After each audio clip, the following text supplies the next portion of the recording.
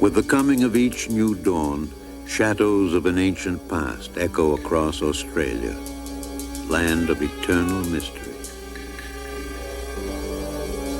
Alien and remote for countless centuries, it remains today an almost mystical land, a land only recently disturbed by the arrival of man.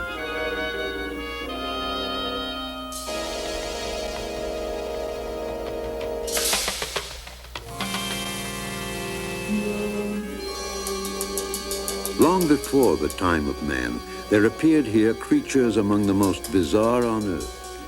So unlike other animals are they, that many early European explorers could hardly believe they were real.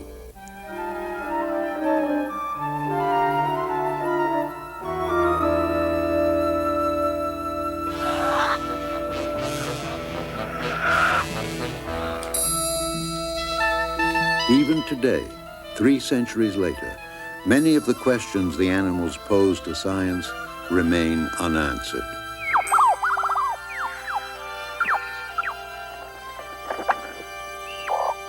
Throughout Australia, investigators and scientists probe the secrets of this infinitely varied wildlife. Animals once dubbed living fossils have been properly identified and categorized, their evolutionary relationships better understood. Yet, inevitably, there remain more questions than answers, haunting age-old mysteries that beckon all who behold the spectacle of life, unique to Australian shores.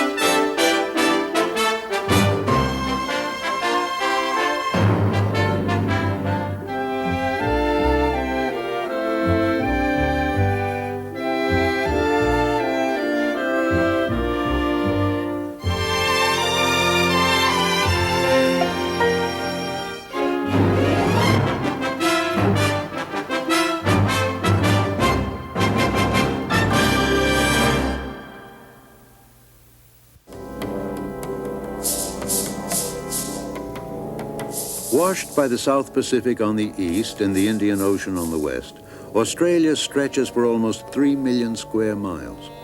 It is the world's smallest continent, the largest island, a self-contained biological laboratory unique in the world. Science has long been puzzled by how and why this island continent became home to what is probably the most distinctive assemblage of creatures found anywhere in the world. Part of the answer lies in Australia's remoteness, its geographic separation from the rest of the world. Cut off from the Earth's great land masses, Australia has evolved in sea-bound isolation for some 50 million years, its wildlife relatively undisturbed by influences from the outside.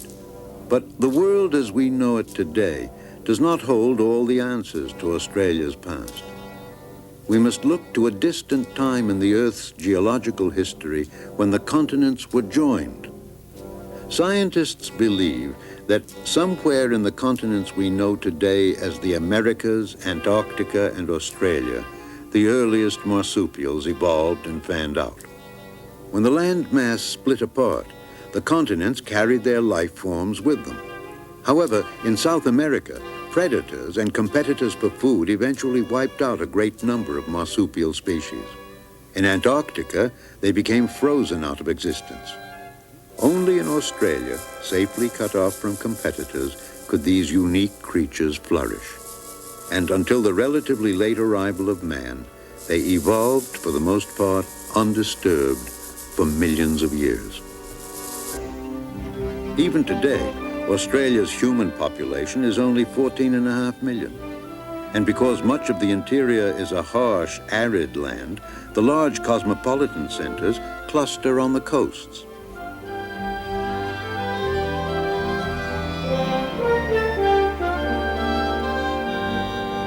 A common myth about Down Under is that one can see kangaroos hopping down the streets of Sydney. Yet it is quite likely that many of these people have never even seen one, and perhaps never will outside a zoo.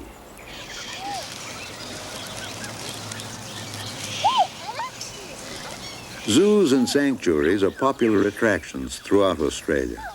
Here, tame animals provide the opportunity for an intimate look at some of the country's most treasured resources.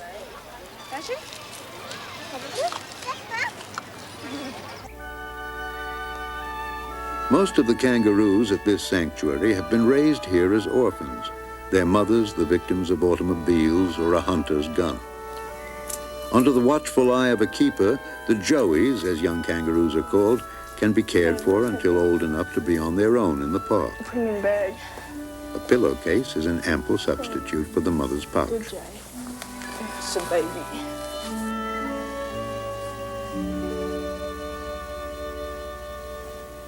Sit square on. Yeah, two hands, one on top of the other. Perhaps number one on any popularity poll is Australia's pride and joy, the cuddlesome koala. Chin up and look straight over your shoulder towards the camera. Chin up at the camera. Okay, miss, just watching me, please. Hey, well, you got a beautiful smile. Dimples and all. How about that, eh? Captured young, koalas come to accept humans. Even in the wild, they are basically unaggressive if undisturbed. Life for the wild koala revolves in and around forests of eucalyptus trees throughout eastern Australia. On the ground, just to move from tree to tree, the koala spends almost all its time high in the branches.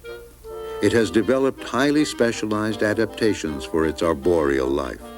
Long arms, well-padded paws, and opposable thumbs with a vice-like grip. Not only home and shelter, eucalyptus trees provide the koala with its primary food. It eats about 2 pounds of leaves a day. Despite superficial resemblance, the so-called koala bear is not a bear at all, but a true marsupial, a pouched animal, like the kangaroo.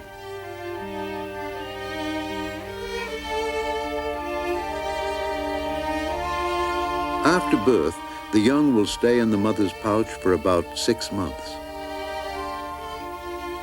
When strong enough to leave the pouch, it will do so only intermittently, and for the next few months will travel everywhere with its mother, clinging either to her back or chest.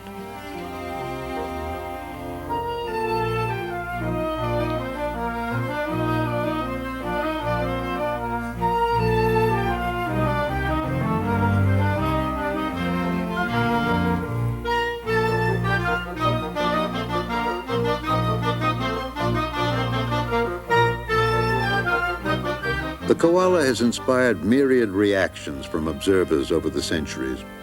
One author has written, "The koala's expression always reminds me of a Byzantine Madonna or some dowager duchess, rather bored, well-fed, and well-bred." But many Aborigines saw something quite different. To them, the koala represented the reincarnation of the spirits of lost children.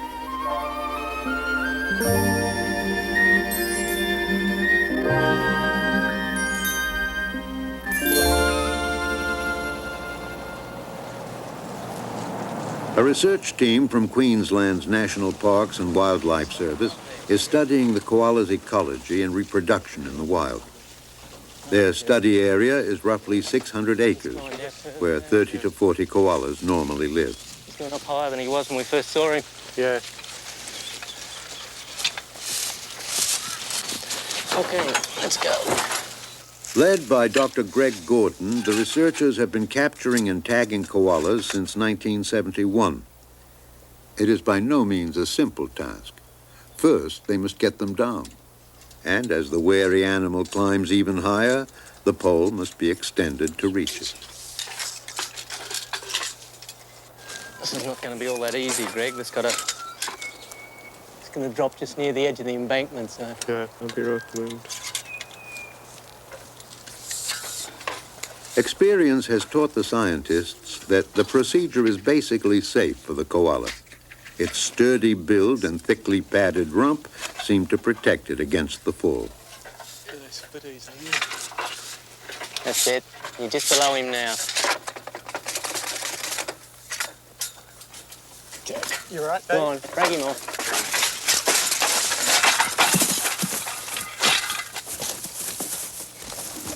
Right? See, it doesn't hurt him at all, particularly when they come down on a branch like that. It was a rude awakening, wasn't it? Though easygoing by nature, a koala may become aggressive under stress. The bag is a precaution against his powerful claws and tenacious bite. Sought for its fur in the early decades of this century, the slow-moving koala was hunted to the very brink of extinction. Today, thanks to government protection, koalas are once again secure. Recently, however, in this area of Queensland, there has been a puzzling decline in the birth rate. By tagging the animals and studying them over a period of years, the scientists hope to pinpoint the cause. 7.375. In the meantime, thorough examinations expand their understanding of growth patterns and general states of health. Yeah. Color-coded tags make the animal easily identifiable, even when high in the trees. This one was tagged originally when still in his mother's pouch, and much about him is already known. Tooth wear is about the most reliable indication of age. This male is roughly 3 years old.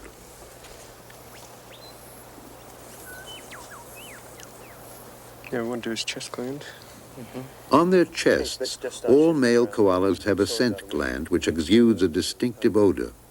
By rubbing the gland on tree trunks and branches, they announce their presence to others in the area. Okay, we'll go over and out of the sun, I think. That sounds like a good idea.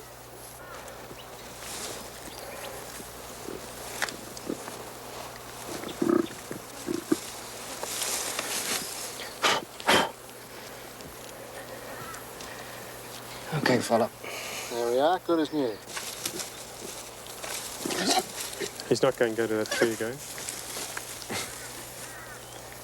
Go on. Nasty, that one. Momentarily disoriented after his release from the bag, the young koala seems unsure what to do next. Here he goes. But within seconds, he heads back quickly to the same tree from which he'd been captured. Because he proves me wrong. Seems okay.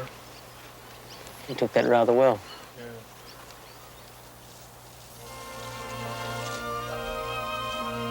Sensing only that he is safely back where he wants to be, the koala cannot possibly realize how today's encounter with strangers may well help determine the future of his kind.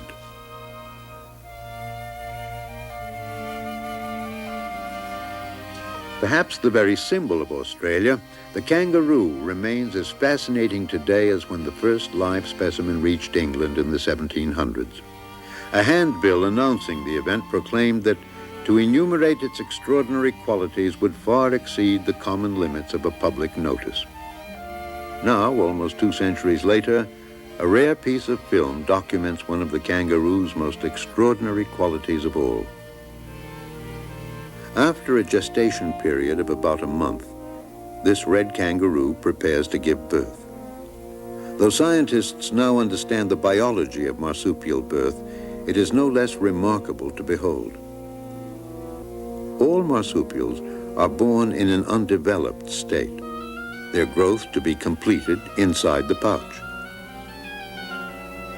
Defenseless and blind, the tiny newborn, completely unaided by the mother, must navigate through her thick fur toward the pouch.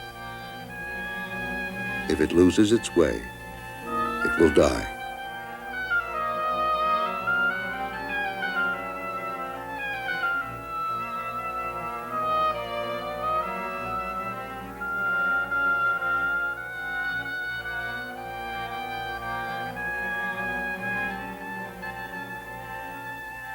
Once inside the pouch, Guided only by its sense of smell, the newborn finds one of the mother's nipples. Here it will remain attached, suckling for more than 6 months.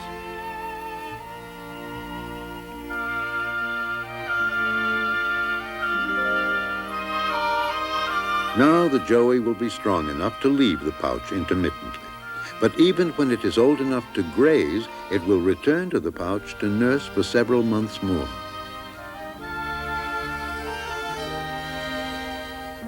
Amazing in their adaptability, some kangaroos are as at home in the trees as others are bounding across rocky slopes. There are about 50 species of kangaroos in Australia, ranging from up to 7 feet in height to the size of a common rat. But one trait they all share is that they hop.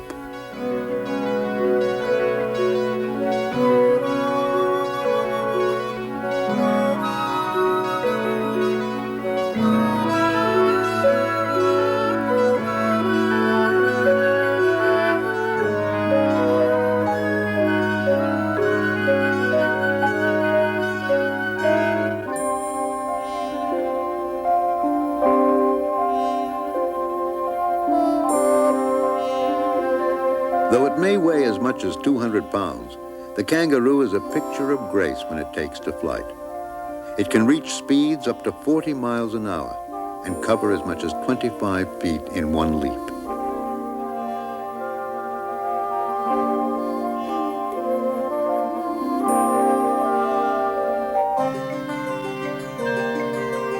Recently, scientists were amazed to discover that at certain speeds, the kangaroo actually uses less oxygen the faster it goes. It was found that, like the spring in a pogo stick, the kangaroo's leg muscles and tendons store energy, which is then released without effort when the animal next pushes off.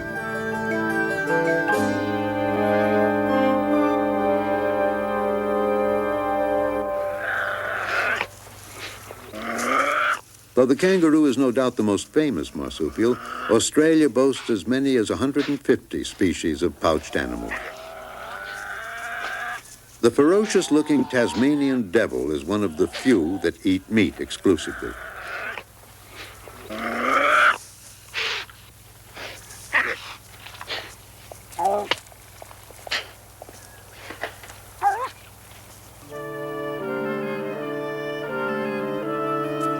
One can only imagine the astonishment of early explorers when they saw a pouched animal take to the air. These possums do not actually fly like birds, but their kite-like membrane enables them to glide for distances of 40 yards or more.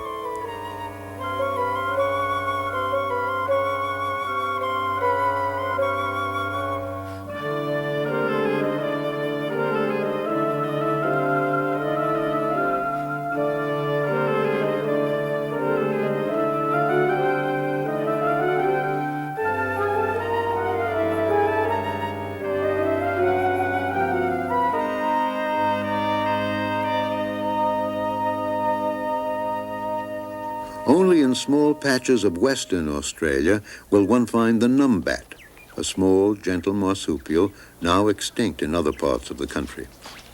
With sharp claws, the numbat roots out termites, its primary food. Its long, sinuous, sticky tongue can capture thousands of the insects a day.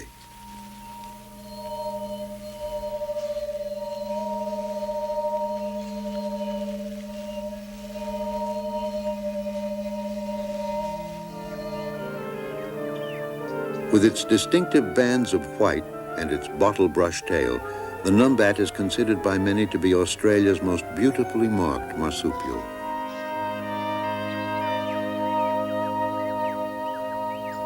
The majestic Blue Mountains lie 40 miles west of Sydney. Here, beneath the vivid blue haze which gave the mountains their name, areas of pristine wilderness abound. Nestled in the hills, an historic estate called Yengo spreads across 25 acres. For the past 12 years, it has been a private reserve dedicated to breeding endangered animals. He's really heavy, I'll tell you that. The owner is businessman Peter Piggott. one of Australia's foremost conservationists. With his wife and son, he is transferring a wombat injured in a fight to a safer enclosure. Thank you. Come here. Come on. Nice leg to bite. Pigot's breeding success with wombats is considered phenomenal, better than any zoo, and is attributed to his concern for creating the most natural setting possible in a captive environment.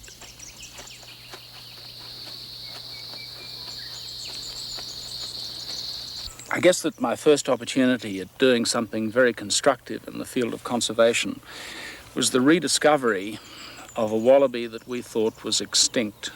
The Parma wallaby, a small kangaroo only about 14 inches tall, was abundant until early settlers destroyed its habitat and introduced new predators. Though thought to be extinct, a small colony was discovered in 1965. Starting with only 18 animals, Pigot has increased the population here to more than 200 in 10 years. A lot of people say to me, why should we conserve wildlife? Why should we be really concerned? I mean, aren't people more important than wildlife? We are all part of the 600 million years of evolution. And I suppose that one of the great things that separates mankind from the animals is our sense and appreciation of the aesthetics, our love of literature, our love of art and poetry and of nature itself. And I often think that if we lose this, if we disregard the world that's around us and the animals that are here, we might wake up one morning and find ourselves on the endangered list.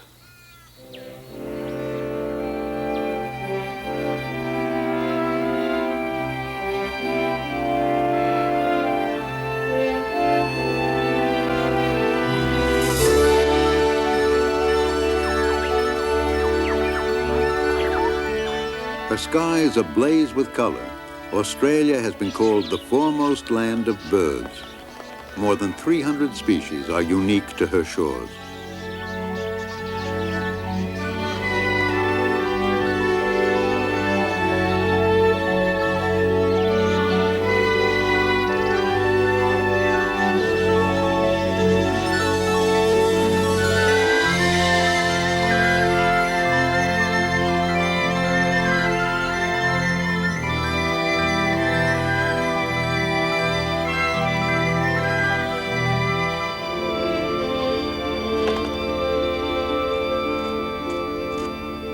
One of Australia's most distinctive birds, the mallee fowl, is a prodigious engineer.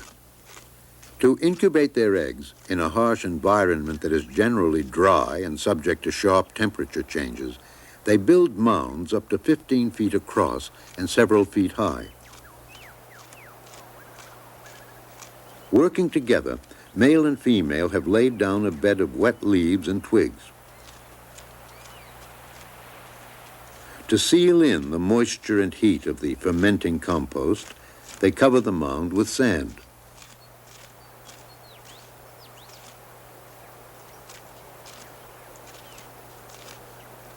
The egg chamber itself lies at the heart of the mound.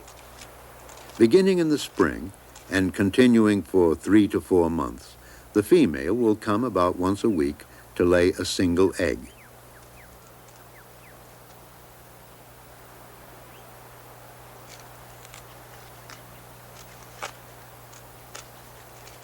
The mallee regions are marked by sharp temperature fluctuations between day and night and as the seasons change.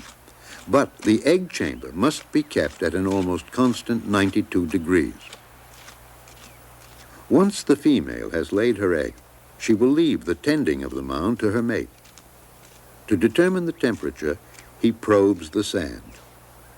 With a sensitive spot, either in his bill or tongue, he gets a reading as accurate as any thermometer.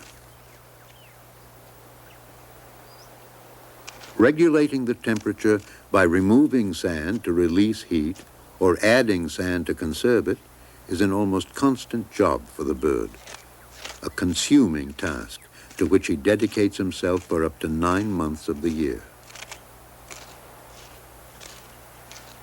Roughly every 2 months, a chick will work its way up through the thick soil and wander off.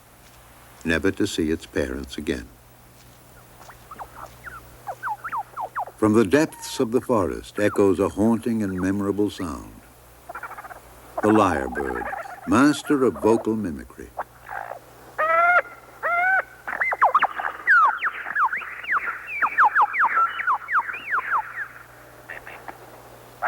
Seemingly endless in its variety, the lyrebird's repertoire includes other bird calls as well as man-made sounds.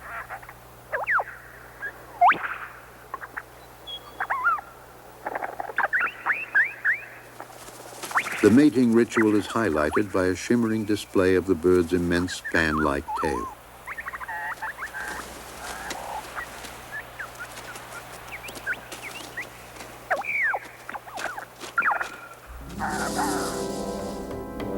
In central Australia, heavy rains have flooded the desert.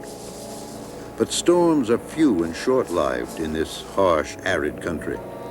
As the clay pans begin to dry up, the water-holding frog demonstrates a remarkable adaptation.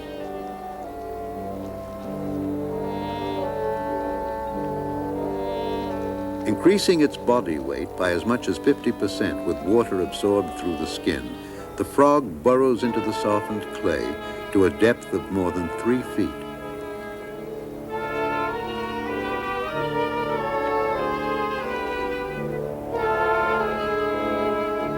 Once underground, it will enter a sleep-like state.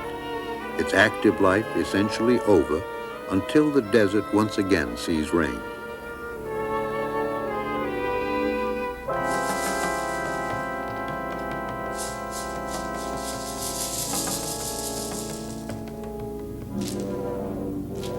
Encased in a cocoon-like bag of dead skin, the frog will remain in its chamber, sealed beneath the now dry and hardened earth. In times of drought, these amazing creatures have been known to stay buried for 2 years or more. Only when the rains finally come and the earth begins to soften can the frog begin to emerge.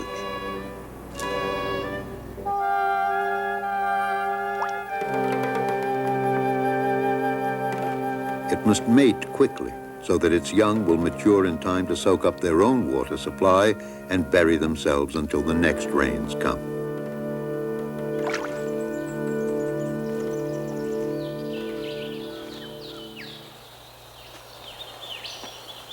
In the forests of southeastern Queensland, a major scientific discovery was made in 1972. Since that time, a bizarre animal, unique in the world, has been making history. The first noteworthy fact was that it existed at all. Australians had always believed that in their country there was no such thing as a frog that lived in water. Since the time of the original discovery, captured animals have been sent to the zoology department at the University of Adelaide for study by Michael Tyler, one of the country's foremost experts on frogs. Spending their daylight hours hidden under rocks, these frogs are the most light-sensitive and shy of any Tyler has ever seen. The only way he has been able to observe them successfully is to remove them from their regular aquarium.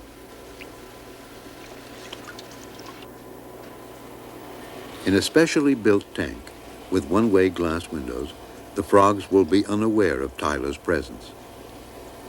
Because many have died in captivity, and in recent years no more have been found in the wild, these two remain to unlock the mysteries of some of the most unusual animal behavior ever recorded.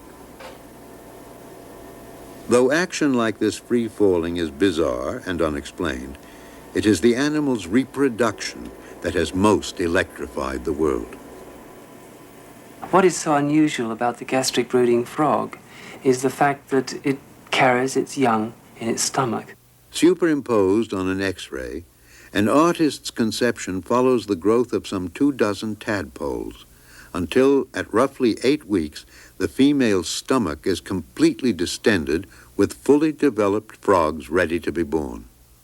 The mother opens her mouth and then she dilates her esophagus and the babies pop up from the stomach, one or two at a time, and sit upon her tongue.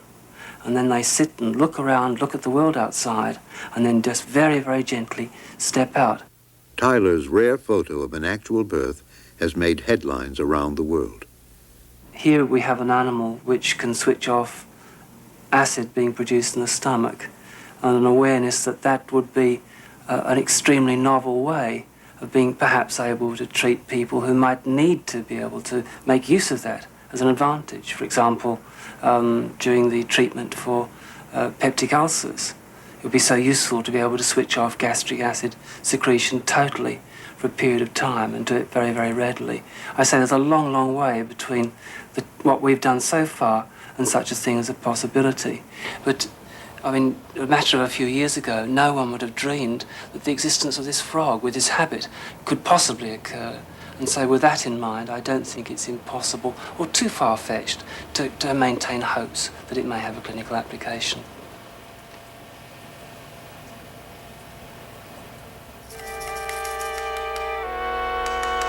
In the reptile world, Australia stands out as the continent with the largest proportion of venomous snakes. The death adder is one of the country's most poisonous snakes. Without treatment, half of its human victims will die.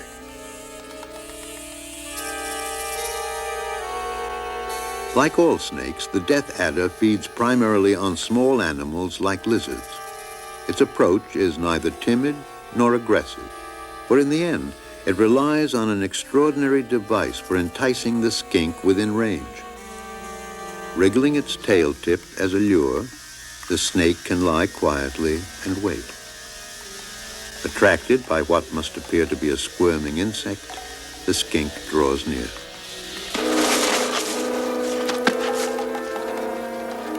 The venom, 5 times more powerful than that of its cousin, the king cobra, paralyzes the muscles that control breathing, and the victim dies of asphyxiation. The Australian Reptile Park was founded by Eric Worrell, who has worked with snakes for more than 50 years. People overseas always think of Australian animals as being koalas or kangaroos. They don't think very much about our snakes, our other reptiles, and we have the deadliest reptiles in the world. Robin Worrell is an experienced snake handler. With careful concentration combined with skill, she has been bitten only once in 10 years.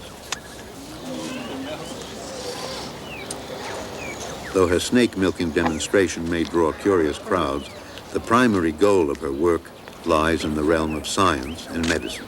What I'm milking here is the mainland tiger snake. It's probably about 7 or 8 different types of tiger snakes in Australia. It's the 3rd deadliest that we have in Australia. What I'm actually doing now is just enticing the snake to bite over the rubber. The fangs are penetrating through that rubber and the venom accumulates in the bottom of the beaker. Generally, we keep it... Over the years, the venoms collected at the park have proved invaluable to laboratories developing snake bite cures. The work we do here is vital in that it has been estimated that we save 1 life a day from snake bite. That's during the snake's active season, which is, say, from September till April. And I think that works out something around about 20,000 lives that this organisation has saved since we started. Thanks largely to the Worrell's work, there are now antivenoms for all Australia's poisonous snakes. In addition to snakes, Australia's reptiles include some 400 species of lizards. Lacking venom as protection against predators, they depend on an impressive array of defenses and bluff. Looking like some creature from the dinosaur age, the thorny devil belongs to the group aptly called dragon lizards. Actually a squat, slow-moving, ant-eating lizard, the devil is found throughout the arid regions of central and western Australia and has adapted to some of the continent's harshest conditions. But perhaps its most notable adaptation is its coat of spines. a barricade of daggers warning all that might come near.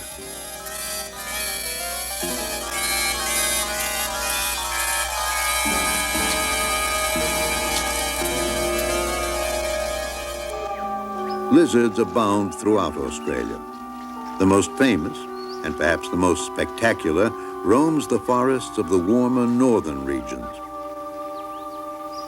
Undisturbed, the frilled lizard looks harmless enough.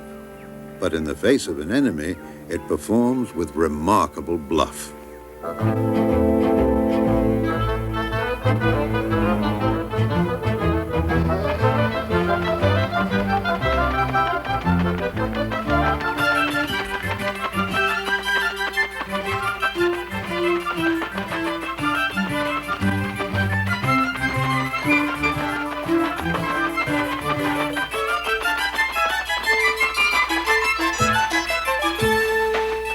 If all else fails, it need only make a hasty retreat.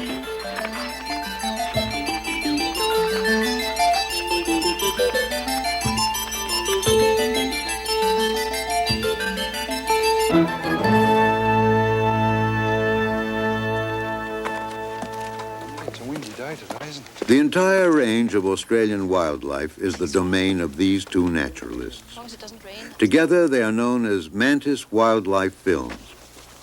Individually, they are Australian Jim Fraser and his British-born partner, Denzi Klein. Aren't they?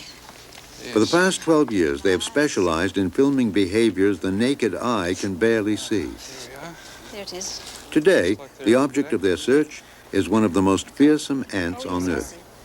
Aha, yes. Wow, they're This coming one out bringing already. something into the nest. What is it? It's like a bit of food or... debris. I don't know what it is. About an inch long, They've seen us the already. formidable bulldog ant inflicts a powerful and painful sting. But to film their behavior, Jim and Denzi must collect the entire colony, perhaps as many as 400 ants. Even the larvae must be taken for Jim's film sequence to be complete.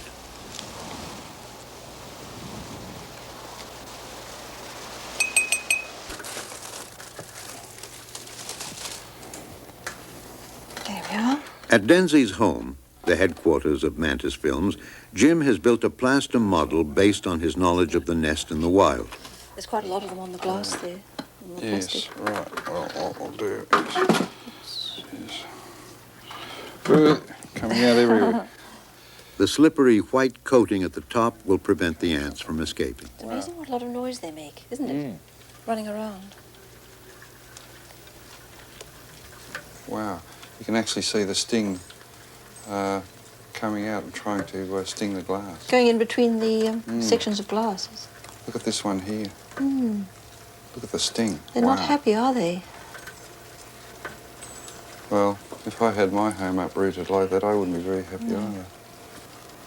Jim, I think, although they're in a bit of a panic now, you know, as soon as the Queen's settled in one of the chambers, they'll be all right. Yes.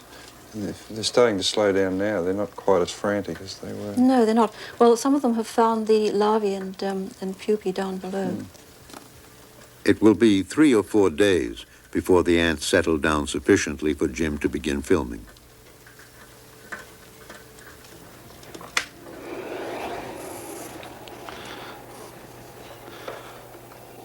I worked at the Australian Museum for about 7 years, and in that time I learned how to manipulate the environment, as it were, in making miniature dioramas, and it seemed a natural thing to combine photography with the filming of small animals.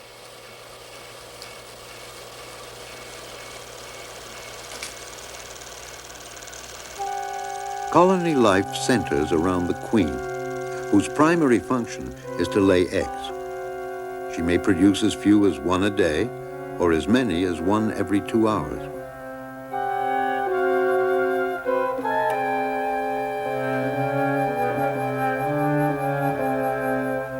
Using her sharp mandibles, she gently picks up the egg and looks for a safe place to lay it down.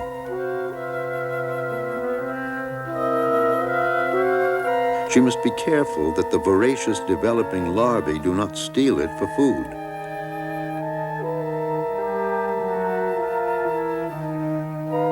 But indeed this time, it is a larva that wins out.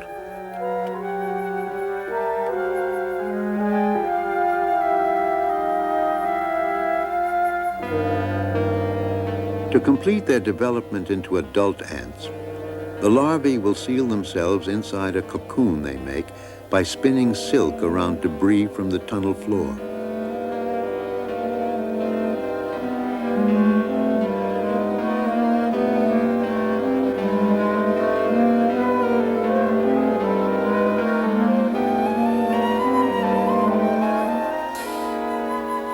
Having adjusted to their man-made environment, the ants go about their routine. An intruder into their silent, miniature world, Jim Fraser feels privileged to have witnessed little-known behavior of one of the most primitive ants on Earth.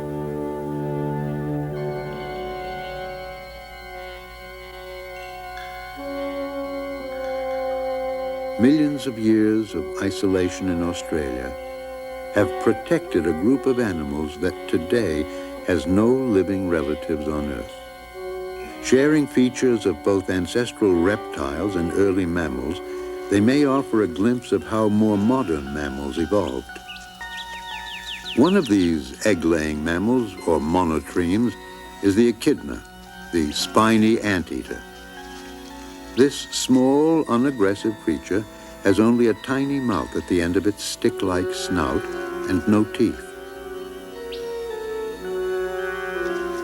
In the daily search for ants, it relies solely on a long, sticky tongue as its means of getting food. The echidna's only defenses, and very effective ones they are needle-sharp spines and the ability to sink out of sight in the face of danger.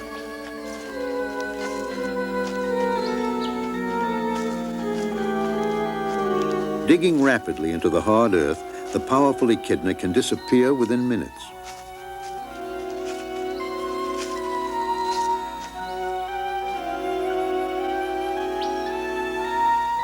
An almost impenetrable shield will be all that remains above ground.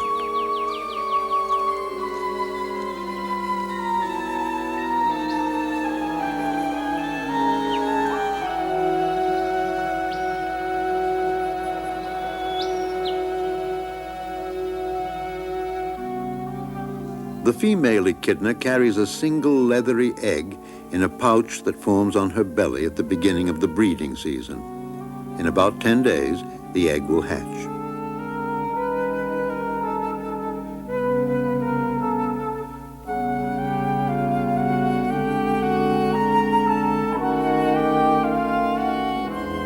The tiny baby nurses in the pouch for up to 2 months. By definition, a mammal is a warm-blooded, haired animal that suckles its young. The echidna qualifies in all respects. But it retains the distinctly reptilian characteristic of laying eggs. When and why other mammals stopped laying eggs and began to bear their young live remains a recurrent riddle of evolution yet to be solved. In eastern Australia's streams, rivers, and lakes is found the echidna's only living relative on Earth. Outwardly looking nothing whatever like its spiny cousin, the platypus does share its reptilian traits, including the laying of eggs. Although it is often called the duck-bill platypus, its bill is actually soft, pliable, and rubbery, quite unlike a duck's. Filled with sensitive nerves, it is a specialized adaptation for feeling out the insect larvae and crayfish on which the platypus feeds. Lacking teeth, adults grind their food between large horny plates in the jaws. Because the platypus spends much of the time burrowed in riverbanks, little of its life cycle is known. So unlike other animals as the platypus, it was considered a hoax when discovered in the late 1700s. Laymen still gaze quizzically at an animal that appears to be part mammal, part reptile, part bird. At an early date, it was named Paradoxus. So much of a paradox is the platypus that almost 2 centuries later, it remains a creature shrouded in mystery.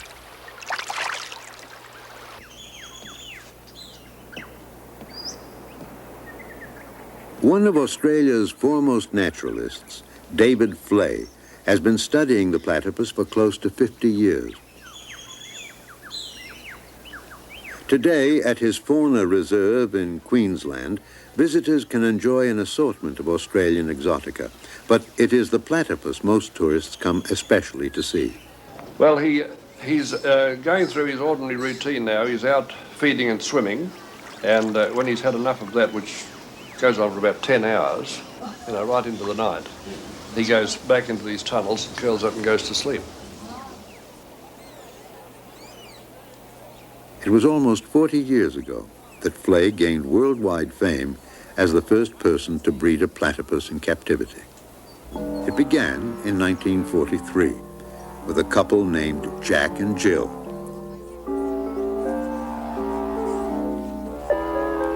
Taken from the wild, they adjusted well to captivity and became unusually tame.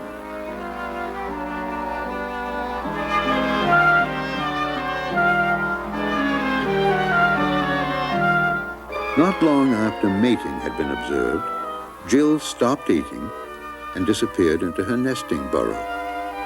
Flay suspected she must be ready to lay eggs. It was roughly 8 weeks before we thought, as the information was at that time, that at 8 weeks the baby should be able to crawl about and swim. So we took the risk of opening up the tunnel at this point and having a look. I felt that somehow that we were doing the wrong thing, and as a proof it was the wrong thing. We found she had one solitary young one, nice and fat and in good order, but it was blind and helpless and obviously couldn't either swim or walk. We'd opened that up much too soon. We left things alone and just watched carefully from that point on, and then at a further rate, that's 16 weeks altogether, we opened the back of the tunnel again and found that the baby was alive and well. That was a tremendous relief. Well, it was relayed around the world. It was announced, I think, in New York and London. The platypus, of course, is a fabulous animal. It has always attracted a lot of attention. And it was considered impossible around about the 1930s for one to live in captivity for more than a few days. After all the years of effort, it was a tremendous thrill. We put the flag up that day. 4 decades later, not even Flay has managed to breed the platypus again.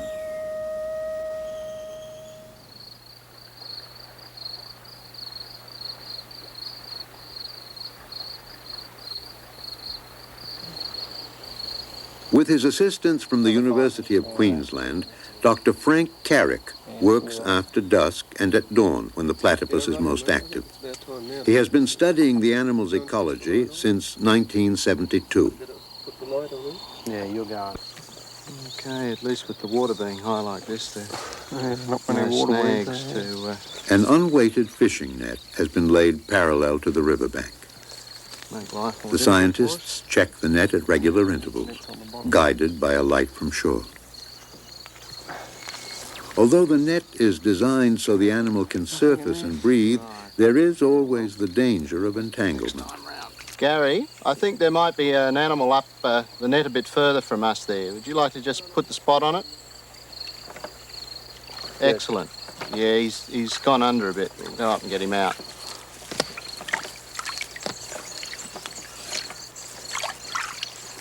Okay, just ease it up here, Jim. Here he is. You little beauty. Get him out. Yeah. Into the boat you go. It's a male too. Look at his spurs. Because the male platypus has venomous spurs on his hind legs, he must be handled with extreme care. Come on. Although it's not certain, scientists speculate the spurs are used against other males in competition for females at mating time. Excellent. You got the box there, mate? Put him in. In you go, Chief. Ah, bless you. No, in you go. That's the way. Right. That's got him. Ooh, not quite.